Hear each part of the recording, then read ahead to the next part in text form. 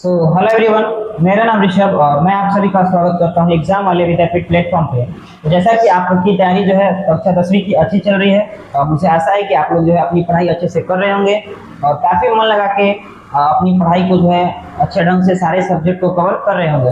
तो इस वीडियो के ऊपर क्लिक करने वाले या इस वीडियो को देखने वाले कई सारे ऐसे विद्यार्थी होंगे या छात्र होंगे जिनका जो है संस्कृत का लगभग 100% सिलेबस कंप्लीट हो गया होगा। तो उनके लिए हमें करा चुके हैं एक छोटा सा टेस्ट। इस वीडियो में आपको कराने वाले हैं संस्कृत का 50 मोस्ट इंपोर्टेंट ऑब्जेक्टिव क्वेश्चंस और आपको जो है इन सारे 50 ऑब्जेक्टिव प्रश्न को करना है। ये जो 50 आपके ऑब्जेक्टिव प्रश्न हैं ये सारे प्रश्न जो है प्रीवियस ईयर है और आपके एग्जाम में पूछे जा चुके हैं और इनकी फिर से आने की एग्जाम में संभावना जो है बहुत ज़्यादा है। तो इन सवालों का आपको जो है करना है और इस वीडियो में आपको कमेंट में जो है अपना स्कोर भी बताना है, यानी आपने 50 में कितना सही किया, आपने कितना गलत किया, आपको जो है स्कोर भी बता के जाना है। तो वीडियो बहुत ही छोटा होने वाला है, हम लोग 50 ऑब्जेक्टिव प्रश्न करेंगे। यहाँ से आपकी रिवीजन भी हो जाएगी और आप कैसे पढ़ रहे हैं आपको पता भी चल जाएगा, कौन कितना पानी में है यहाँ से आप देखने वाले हैं, जानने वाले हैं। तो बिहार बोर्ड मैट्रिक परीक्षा 2026 के लिए हम लोग तैयारी कर रहे हैं। संस्कृत आज हम लोग पढ़ने वाले हैं और 50 मोस्ट ऑब्जेक्टिव प्रश्न करेंगे। तो वीडियो को शुरू करते हैं। वीडियो शुरू करते हैं एक मोटिवेशन लाइन के साथ। हम आपको डेली वीडियो में हर वीडियो में 2 मोटिवेशन लाइन कराते हैं ताकि आप हमेशा मोटिवेट रहें और पूरे जी जान के साथ अच्छे तरीके से पढ़ाई करें। तो मोटिवेशन लाइन है, असफलता एक चुनौती है, इसे स्वीकार करो, क्या कमी रह गई देखो और सुधार करो। कहने का मतलब यह है कि आप जब भी किसी काम को करते हैं तो उसमें आप कई बार असफल हो जाते हैं। तो जब आप असफल होते हैं तो वहाँ आपको मायूस नहीं होना है, आपको वहाँ से पीछे नहीं मुड़ना है, बल्कि आपको देखना है कि आखिर क्यों असफलता मिली, हमने क्या गलती की, हमें क्या कमी रह गई, उसे आपको सुधार करना है, तब आप सफलता की ओर बढ़िएगा। तो असफलता एक चुनौती है, इसे स्वीकार करो, क्या कमी रह गई देखो और सुधार करो। तो आपको असफलताओं से घबराना नहीं है, उन्हें जो है फोकस करना है।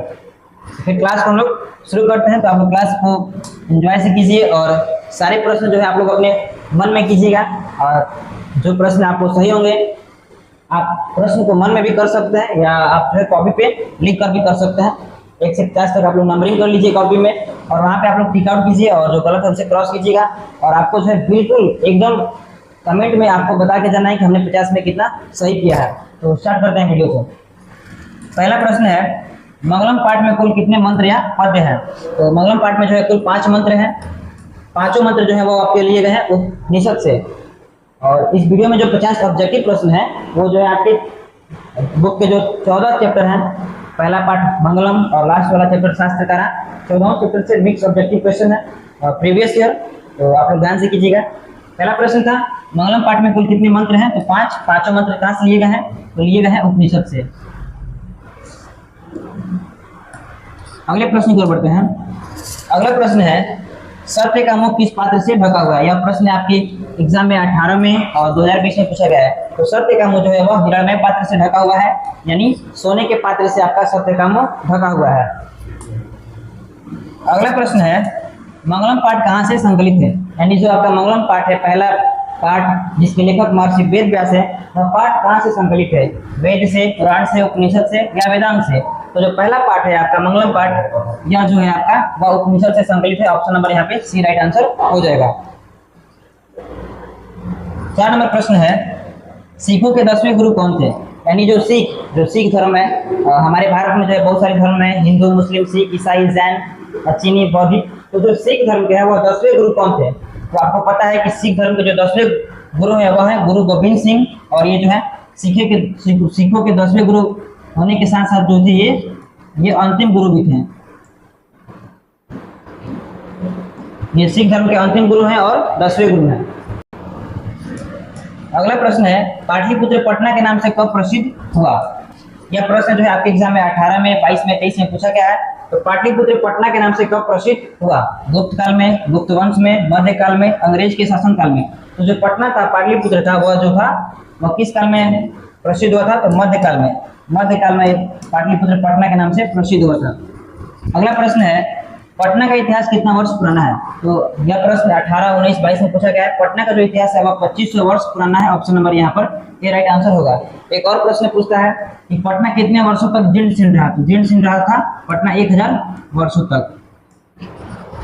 अगला प्रश्न है, यूनान का राजदूत कौन था। मेगास्थनीज, ह्योनसोंग, मेगास्थनीज और थोड़ा सा या ह्योनसोंग। तो जो यूनान का राजदूत था वो था मेगास्थनीज। ऑप्शन नंबर यहाँ पर ए राइट आंसर हो जाएगा। अगला प्रश्न है, पटना नगर की पालिका देवी कौन है? शांतला देवी, काली देवी या पटन देवी या गौरी देवी? तो पटना नगर की जो पालिका देवी थी वो थी पटन देवी। ऑप्शन नंबर यहाँ पर सी राइट आंसर हो जाएगा। अगला प्रश्न है, गुरु गोविंद सिंह का जन्म स्थान नाम से प्रसिद्ध है, यानी जो गुरु गोविंद सिंह थे सिखों के 10वें गुरु थे, उनका जन्म स्थान किस नाम से प्रसिद्ध है? तो उनका जो जन्म स्थान है वह गुरुद्वारा के नाम से प्रसिद्ध है। और यहाँ पर option number B right answer हो जाएगा। अगला प्रश्न है, अलस कथा पाठ के रचनाकार कौन है? यह प्रश्न देखिए कितने बार एग्जाम में पूछा जा चुका है, 2018 में, 19 में, 20 में दोनों सेटिंग में, 22 में। तो अलस कथा पाठ के जो रचनाकार है वो है विद्यापति। ऑप्शन नंबर यहाँ पे ए राइट आंसर हो जाएगा, विद्यापति रचनाकार है। 12 नंबर प्रश्न है, अलस कथा पाठ किस ग्रंथ से संग्रहित है? यानी जो ये अलस कथा पाठ है यह किस ग्रंथ से लिया गया है? तो यह पुरुष परीक्षा नामक ग्रंथ से लिया गया है। ऑप्शन नंबर यहाँ पर बी राइट आंसर हो जाएगा। अगला प्रश्न है, घर में लगी आग को देखकर कौन लोग पलायन हो गए? यानी जो आलसाला था उसमें जो है उसका लागत खर्च बढ़ गया था, तो आलसाला के खर्च को देखते हुए उसमें क्या हुआ था कि काफी सारे धूर्त जो आते थे उसमें आकर मुफ्त में जो है वस्त्र और भोजन ग्रहण कर रहे थे, जिससे आलसाला का खर्च बढ़ गया था। तो आलसाला धूर्त लोगों को भगाने के लिए वहाँ के जो मंत्री था वीरेश्वर, उसने जो है आलसाला में आग लगी थी। तो घर में लगी आग को देखकर कौन लोग पलायन हो गए? जो धूर्त आलसी थे, जो धूर्त लोग थे वो जो है पलायन हो गए थे। ऑप्शन नंबर यहाँ पे डी। अगला प्रश्न यानी 14 नंबर प्रश्न है, अलस कंदायान मिथिला में कौन मंत्री थे? यानी अलस कथा में जो पाठ है जो उसमें जिसके लेखक विद्यापति हैं, तो जो राजा वीरेश्वर थे उनका ही अलसाला था। तो बोल रहा है कि अलसाला मिथिला के मंत्री कौन थे? मिथिला के मंत्री कौन थे? तो उनका नाम था वीरेश्वर। ऑप्शन नंबर यहाँ पे सी राइट आंसर हो जाएगा। अगला प्रश्न है, ऋग्वेद में कितनी महिला ऋषिकाओं का वर्णन प्राप्त है? यानी जो आपने संस्कृत साहित्य लेखिका चैप्टर को पढ़ा होगा तो उसमें है कि ऋग्वेद में कितनी महिला ऋषिकाओं का वर्णन है? तो उसमें 24 है। ऑप्शन नंबर ए यहाँ पे राइट आंसर होगा। और ऋग्वेद में 24 और अर्थवेद में भी कभी पूछता है, तो इसी भी याद रखिएगा। अर्थवेद में जो है आपके अर्थवेद में 5, ऋग्वेद में 24 और अर्थवेद में 5। अगला प्रश्न है, विजयंका का काल किस शतक में माना जाता है? ऑप्शन ए पंचम, ऑप्शन बी सप्तम, ऑप्शन सी नवम, ऑप्शन डी अष्टम। तो जो विजयंका थी वो 8वीं सदी की थी। ऑप्शन नंबर डी यहाँ पर राइट आंसर हो जाएगा, अष्टम। अगला प्रश्न है, सर्व शुक्ला सरस्वती किसने कहा है? यानी जो सर्व शुक्ला कौन थी? विजयंका। किसे कहा गया है? या गलक्य को, जनक को, प्रमंडल को या दांडी को? यानी सर्व शुक्ला सरस्वती किसने कहा है विजयंका को? तो वो किसने कहा था? दांडी ने। ऑप्शन नंबर यहाँ पे डी राइट आंसर होगा। अगला 18 नंबर प्रश्न है, जनक की सभा में शास्त्रकार कुशल कौन थी? तो जो जनक की सभा में थी वह गार्गी जो थी और शास्त्रकार कुशल थी, सबसे योग्य थी और सबसे बुद्धिमान थी। Option number B right answer हो जाएगा, गार्गी और याचकी। 19 नंबर प्रश्न है, अर्थवेद में मंत्र दृष्टा कितनी ऋषिकाएं हैं? यानी जो अर्थवेद में अभी मैंने आपको बताया था कि ऋग्वेद में 24 और अर्थवेद में जो है 5 स्त्री महिलाओं का वर्णन है। ऑप्शन नंबर यहाँ पे डी राइट आंसर हो जाएगा, 5। तो 20 नंबर प्रश्न है, लौकिक संस्कृत साहित्य की कवित्रियों में प्रमुखता कवित्री कौन है? यानी जो लौकिक संस्कृत साहित्य है उसमें सबसे अच्छा और सबसे योग्य कवित्री कौन थी? शीला भट्टारिका, देव कुमारिका, विजयंका या रामभद्रा? तो जो विजयंका थी जिसे दांडी ने सर्व शुक्ला सरस्वती बोला था, वही जो थी वह लौकिक संस्कृत साहित्य में सबसे प्रथम यानी अच्छी कल्पना थी विजयंका। ऑप्शन नंबर यहाँ पे सी राइट आंसर होगा। अगला प्रश्न है 21 नंबर, गांधी दर्शन से प्रभावित रचना कौन सी है? गांधी दर्शन से प्रभावित कौन हुई थी? पंडिता छमाराव। और उसने गांधी दर्शन से प्रभावित होकर एक रचना की थी जिसका नाम था सत्याग्रह गीता। ऑप्शन नंबर यहाँ पे सी राइट आंसर होगा। अगला प्रश्न है, आधुनिक काल की संस्कृत लेखिकाओं में सबसे अधिक प्रसिद्ध कौन है? यानी जो आधुनिक काल का संस्कृत साहित्य है उसमें सबसे अच्छा और सबसे प्रसिद्ध कल्पना कौन थी? तो वह थी पंडिता छमाराव। ऑप्शन नंबर यहाँ पे यह आंसर होगा। 23 नंबर प्रश्न है, भारत महिमा पाठ के द्वितीय श्लोक किस प्रकार से संकलित है? तो यानी जो भारत महिमा पाठ है उसमें कुल 5 श्लोक हैं पहला श्लोक जो है वह लिया गया है विष्णु पुराण से, और जो दूसरा श्लोक लिया गया है वह किससे, भागवत पुराण से। ऑप्शन नंबर यहाँ पे बी राइट आंसर होगा, भागवत पुराण से। 24 नंबर प्रश्न है, गायंती देव किल गीत गानी पुरुष सृष्टवा, यह कथन किस पुराण से लिया गया है। तो यह जो कथन है यह भारत में पाठ के प्रथम श्लोक है और वह लिया गया है विष्णु पुराण से। ऑप्शन नंबर यहाँ पे बी राइट आंसर होगा, विष्णु पुराण से। अगला प्रश्न है, भारत भूमि कैसी है, यानी जो भारत की भूमि है वह कैसी है, विशाल है, निर्मला है, वसुंधरा है, या ए बी सी तीनों। तो जो भारत की भूमि है यह तीनों है, यहाँ पे option number D right answer होगा, ए बी सी तीनों। अगला प्रश्न है, शैशव संस्कार कितने हैं। तो जो संस्कार है, जो आपके संस्कार कितने होते हैं, 16, और 16 संस्कार को जो है वह 5 भाग में बांटा गया है। जन्म पूर्व संस्कार, शैशव संस्कार, शिक्षा संस्कार, अंत्येष्टि संस्कार, और एक होता है विवाह संस्कार। तो जो शैशव संस्कार है वह है 6। ऑप्शन नंबर यहाँ पे राइट आंसर होगा। अगला प्रश्न है, अंत्येष्टि संस्कार कब होता है, यानी जो अंतिम अंत्येष्टि यानी अंतिम संस्कार कब होता है। तो जो अंत्येष्टि संस्कार है वह मरने के बाद होता है। Option number A right answer होगा। अगला प्रश्न है, प्राचीन काल में शिष्य को क्या कहा जाता था, यानी जो प्राचीन काल है, जैसे आज के विद्यार्थी को स्टूडेंट बोला जाता है, छात्र बोला जाता है, तो प्राचीन काल में जो शिष्य थे जो अपने गुरु के यहाँ गुरु गृह में जो है शिक्षा प्राप्त करने जाते थे, उन्हें प्राचीन काल में क्या कहा जाता था, छात्र, ब्रह्मचारी, या पंचमी, या इनमें से कोई नहीं। तो जो प्राचीन काल के शिष्य थे उन्हें जो है ब्रह्मचारी बोला जाता था। ऑप्शन नंबर यहाँ पे बी राइट आंसर होगा। अगला प्रश्न है, जन्म पूर्व कितने संस्कार हैं। यह प्रश्न 18, 19, 22 में पूछा गया है, जन्म पूर्व कितने संस्कार हैं। तो जन्म पूर्व जो है वह 3 संस्कार है। यहाँ पे सारे ऑप्शन गलत है, जन्म पूर्व जो है संस्कार 3 है। अगला प्रश्न है, मनुष्य गृहस्थ जीवन में कब प्रवेश करता है, यानी जो मनुष्य होता है वह गृहस्थ यानी गृहस्थ जीवन में कब प्रवेश करता है। विवाह संस्कार के पूर्व यानी विवाह संस्कार के पहले, उपनयन संस्कार के साथ यानी उपनयन संस्कार के साथ, या शोरक्रम के साथ, या विवाह संस्कार के साथ। तो जो मनुष्य होता है वह विवाह संस्कार के साथ ही अपने गृहस्थ जीवन में प्रवेश करता है। Option number D right answer होगा। अगला प्रश्न है 30 नंबर, मनुष्य गृहस्थ जीवन में कब प्रवेश करता है। और ये क्वेश्चन जो है रिपीट हो चुका है। मनुष्य गृहस्थ जीवन में कब प्रवेश करता है, तो कब प्रवेश करता है, विवाह संस्कार के साथ है। विवाह संस्कार के साथ जो है मनुष्य गृहस्थ जीवन में प्रवेश करता है। तो आप लोग इसे नोट कर लीजिएगा। अगला प्रश्न है, विदुर नीति संहिता पाठ ग्रंथ नाम किम अस्ति, यानी जो विदुर नीति पाठ है वह किस ग्रंथ से संकलित है।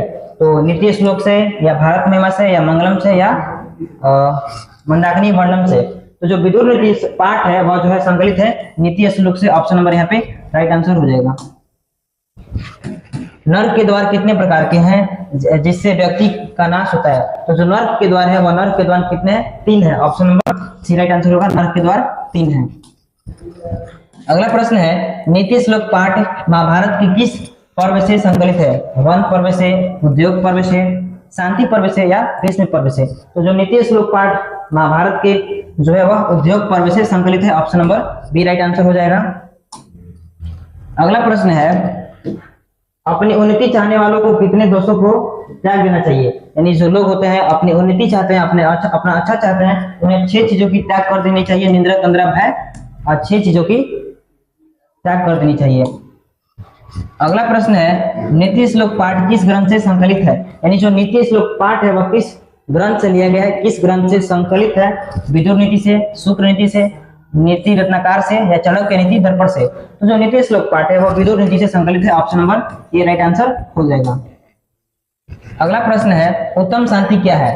तो नीति श्लोक पाठ में बताया गया है कि उत्तम शांति क्षमा, यानी क्षमा कर देना ही उत्तम शांति है। जब आप किसी को क्षमा कर देते हैं तो उससे बड़ा शांति कुछ नहीं है।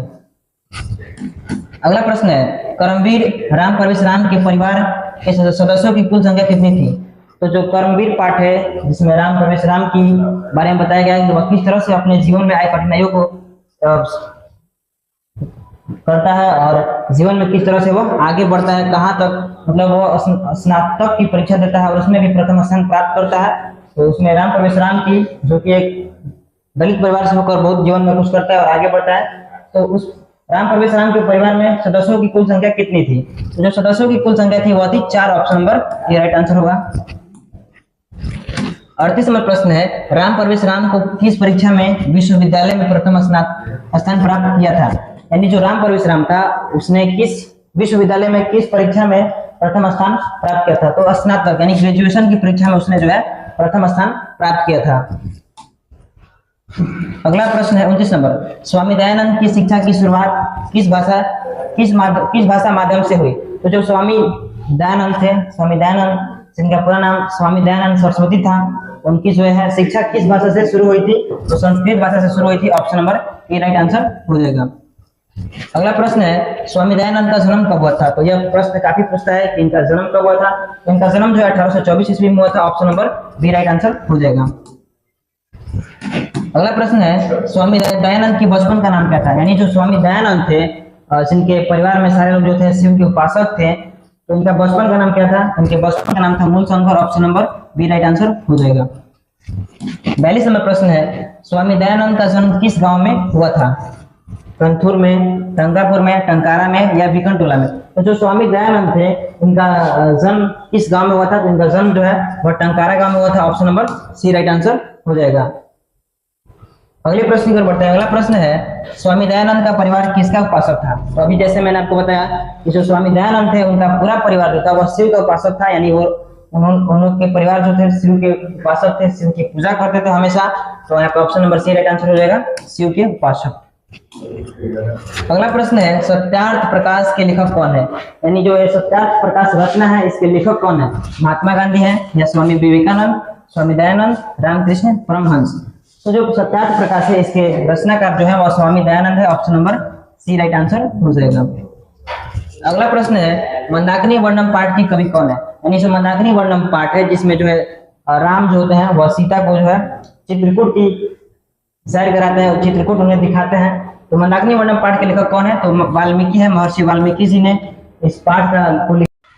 तो 46 नंबर प्रश्न है, मंदाकिनी वर्णम पाठ रामायण के किस कांड से संग्रहित है? गीता कांड से, अरुण कांड से, अयोध्या कांड से या सुंदर कांड से? तो जो मंदाकिनी वर्णम पाठ है जिसके लेखक महर्षि वाल्मीकि है, यह जो है अयोध्या कांड से संग्रहित है। यह पाठ मंदाकिनी वर्णम अयोध्या कांड से। 47 नंबर प्रश्न है, राम मंदाकिनी की सैर किसको मंदाकिनी की सैर किसको मतलब मंदाकिनी नदी किसको दिखा रहे हैं? लक्ष्मण को, कृष्ण को, सीता को या ऋषियों को? तो जैसा कि राम जो है चित्रकूट में जो है मंदाकिनी नदी जो है उसको किसे दिखा रहे हैं?